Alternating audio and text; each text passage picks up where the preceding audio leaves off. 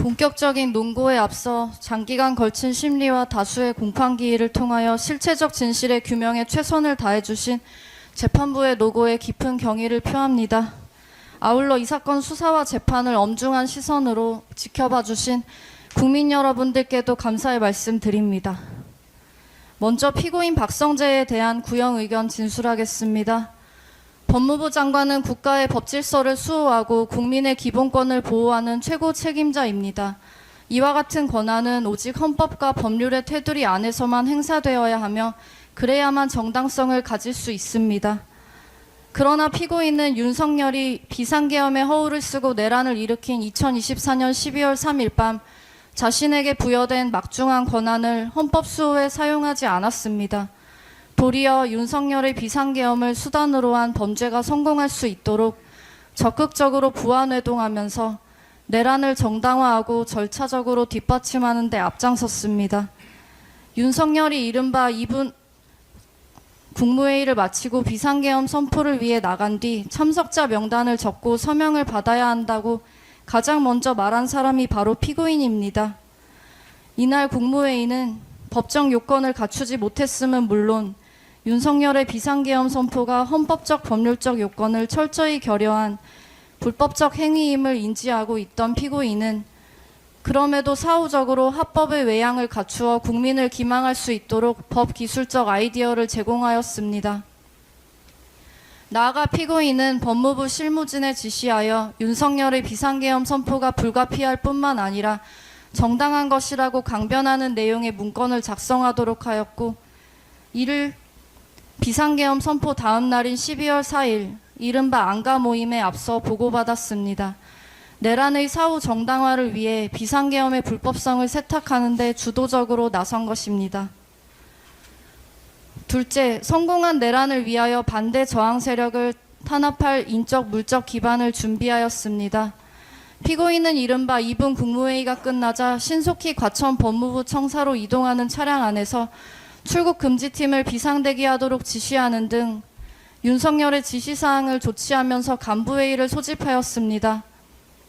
그 자리에서 피고인은 전국 교정시설의 수용 여력을 파악하고 곧 꾸려질 합동수사본부의 검사 파견을 검토하도록 하였습니다. 내란은 비상계엄 선포만으로 성공할 수 없습니다. 저항하는 반대 세력의 물리적 격리와 사법 시스템을 통한 처리가 필수적으로 뒷받침되어야 합니다. 격리를 위해서는 도피를 차단하고 체포하여 수용하고 수사와 공소 제기를 위해서는 전문 인력 지원이 필요합니다. 즉 피고인의 행위는 윤석열의 불법 비상계엄에 저항할 것으로 예상되는 주요 정치인과 시민, 학생 등의 출국을 통제하면서 체포 구금하여 조기에 제압하고 나아가 탄압과 공포에 기반한 법적 실행력으로 지속되고 증대할 저항 세력을 억제함으로써 내란의 성공을 공고히 하려는 사전 조치였음이 명백합니다. 피고인은 이와 같은 일련의 행동을 통해 법 집행의 최후 보루여야 할 법무부를 하루아침에 내란 집행기구로 불법 전환하여 윤석열의 내란 행위를 인적 물적으로 뒷받침할 만반의 채비를 갖춘 것입니다. 또한 법무부 수장의 권한을 남용하여 국민에게 봉사하고 인권 보호에 충실해야 할 법무부 소속 공무원들을 불법적인 내란 행위에 강제로 동원한 용서받을 수 없는 범죄 행위를 저지른 것입니다. 셋째, 분별력을 잃고 대통령 부인의 부정한 청탁을 거리낌 없이 수용하고 실행하였습니다. 법무부 장관을 흔히 법 집행의 최후 보루라고 말합니다. 그렇기 때문에 법무부 장관은 일반 국민은 물론 여타 어느 공직자보다 더 엄격하게 법을 준수해야 할 법적 도의적 책임이 있습니다. 그러나 피고인은 검찰총장이 대통령 부인 김건희에 대한 수사팀 구성을 지시한 2024년 5월 3일 직후 5월 5일 김건희로부터 텔레그램으로 지시성 청탁 메시지를 받고 그에 따라 수사 상황을 점검하였습니다.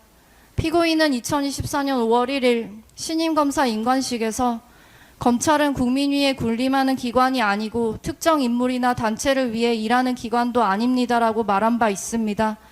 그러나 정작 피고인은 특정 인물의 사적 이해관계를 위해 법 집행 권한을 자의적으로 행사하였습니다. 김건희로부터 지시성 청탁 메시지를 수신한 7일 후 5월 13일 인사 시기가 아님에도 검찰청법에 따른 검찰총장과의 협의도 없이 김건희를 수사하고 있는 서울중앙지검 지휘부를 교체하는 인사를 단행하고 교체된 지휘부는 검찰총장의 사전보고도 없이 검찰총장의 명령에 반하는 방식으로 김건희를 조사한 후 무혐의 처리함으로써 결국 김건희가 의도한 수사 결과가 도출되도록 한 것입니다. 일반 국민은 물론 하위 공직자라 해도 이런 행동은 엄두조차 낼 수 없습니다. 그런데 법 집행의 최고 감독자라는 피고인이 앞장서 관련 법률을 위반하고 외풍을 막아준 것이 아니라 오히려 검찰과 후배 검사들에게 태풍이 되어 검찰 기능을 파괴한 것입니다. 대통령 부인은 대통령이 아닙니다. 사인에 불과합니다. 당연히 법무부 장관에게 사사로이 연락해 지시하거나 부탁할 법적 권한이 있을 리 없고 법무부 장관 또한 응할 의무가 없습니다. 그러므로 피고인이 저지른 일련의 행위는 소통이 아니라 적극적인 권력형 유착이라고 보는 것이 타당합니다. 이는 피고인이 후배 검사들에게 하던 언행과 달리 공적인 법 집행의 기준을 사적인 인연이나 권력의 향배에 따라 자의적으로 운용해왔음을 여실히 보여주는 징표입니다. 윤석열의 내란에 대한 피고인의 적극적인 가담행위 또한 그 연장선에 있다고 봐야 합니다. 넷째, 피고인은 위헌 위법한 행동에 대한 반성은커녕 갖은 거짓말로 국민을 속이고 있습니다. 피고인은 2024년 1월 윤석열에 의해 법무부 장관에 지명된 뒤 다음과 같은 소감을 밝혔습니다. 임명된다면 국민의 신뢰를 받을 수 있는 공정한 법 집행과 국민의 생활 안전, 인권 보호에 최선을 다하겠습니다. 피고인은 법무부 장관 취임사에서 법무부 본연의 임무가 법과 원칙에 따른 법치주의의 실현이라고 역설하였습니다. 법치주의는 국가의 모든 권력 작용이 국민의 뜻을 반영한 헌법과 법률에 따라 이루어져야 한다는 것입니다. 권력자의 자의적이고 독단적인 권한 행사는 허용될 수 없습니다. 우리는 모두 헌법 아래에 있다라는 찰스 휴즈 전 미국 연방대법원장의 말처럼 국민이 선출한 대통령이라 해도 헌법과 법률 위에 있을 수 없고 있어서도 안 됩니다. 이것이 법치주의의 본질입니다. 그 법치주의 실현의 최전선에서 가장 막중한 책임을 부여받은 사람이 바로 법무부 장관입니다. 피고인은 법무부 장관으로서 윤석열이 정치적 반대 세력을 척결하고 국회 무력화를 위해 계엄을 선포하겠다고 말하는 현장에 임해 있었습니다. 검사 경력 26년을 자랑하는 노련한 법조인으로서 윤석열로부터 설명받은 계엄의 사유가 어떤 헌법적 법률적 근거도 갖추지 못했다는 사실을 몰랐을 리 없습니다. 피고인은 대통령을 만류했다라고 주장합니다. 그것이 진심이었다면 피고인은 윤석열의 면전에서 장관직을 사퇴하거나 국무회의가 산회한 뒤 비상계엄의 불법 부당성을 공표했어야 합니다. 법무부 장관은 헌정질서 문란행위가 발생했을 때 이를 저지해야 할 법적인 책무가 있기 때문입니다. 피고인에게는 그럴 시간과 기회가 충분히 있었습니다. 대통령 집무실에서 조태열이 강하게 반대할 때 피고인을 비롯한 누구도 이에 동조하거나 부응하지 않았습니다. 반대할 의사가 있었다면 조태열에 의탁하여 반대하는 태도를 보였을 것입니다. 반대하거나 조태열에 동조하는 사람이 없었기에 윤석열과 한독수가 정족수를 채워 국무회의를 하더라도 찬성이 과반이 된다는 것을 확인하였기에 정당성 구비를 위해 국무회의를 개최하기로 하였다 할 것입니다. 피고인은 대접견실에 대기하면서 최상목과 조태열이 강하게 반대하는 의견을 윤석열에게 개진할 때 어떠한 동조나 부응하는 태도를 보인 사실이 없고 오히려 최상목과 조태열의 반대 발언에 비아냥대며 경제와 외교가 걱정이 되는 모양입니다라고 말하기까지 합니다. 그리고 도착하여 자신의 옆에 앉은 송미령에게 반대하는 발언을 하도록 제안하는 등 반대를 위해 어떠한 행동도 하지 않았습니다. 오히려 윤석열의 지시를 충실히 메모까지 합니다. 피고인은 법무부 장관 취임사에서 검사들이 검사 선서를 다시 읽고 검사의 직에 나서며 약속했던 마음을 되돌아볼 필요가 있다라면서 저는 오래전부터 공직자는 투철한 사명감과 전문성을 바탕으로 사안을 꿰뚫어 볼 수 있는 통찰력과 옳은 내용을 설득하고 추진할 줄 아는 용기를 갖추어야 한다고 생각해왔다라고 강조한 바 있습니다. 피고인이 새삼 강조한 검사 선서에는 다음과 같은 내용이 있습니다. 공익의 대표자로서 정의와 인권을 바로 세우고 범죄로부터 내 이웃과 공동체를 지키라는 막중한 사명을 부여받은 것입니다. 법무부의 영문 표기가 Ministry of Justice, 정의부라는 사실을 피고인도 잘 알고 있을 것입니다. 그래서 후배 검사들에게 검사 선서를 다시 읽어보라고 각별히 당부하였을 것입니다. 그러나 정작 자신은 윤석열의 내란 범죄를 목도하고도 눈을 질끈 감은 채 한 배를 탔습니다. 정의와 인권, 공동체를 지키라는 막중한 사명 같은 것은 피고인의 안중에 없었던 것입니다.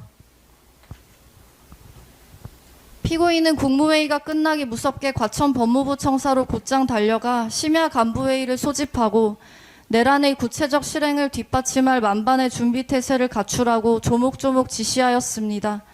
12월 3일 밤 피고인은 누구보다 적극적으로 비상계엄 후속 조치에 발벗고 나선 것입니다. 법무부 장관으로서 위헌 위법한 비상계엄을 수단으로 한 범죄 행위를 직접 목도한 후 지휘 감독 대상인 검찰총장과 세 차례에 걸쳐 통화하면서도 범죄 대응을 지시하지 않았습니다. 그들이 부인할 뿐 윤석열로부터 받은 지시를 이행하기 위한 통화였음이 자명합니다. 검찰총장은 12월 5일 비상계엄에 대한 수사 개시를 공표합니다. 12월 3일과 12월 5일의 차이는 비상계엄을 수단으로 한 내란이 실패했느냐 밖에 없습니다. 그러므로 계엄 선포를 적극 만류했다는 피고인의 주장은 표리부동이나 언행 불일치, 이중성이나 책임 회피를 넘어 국민의 신뢰와 기대를 정면으로 배신한 범죄 행위일 따름입니다.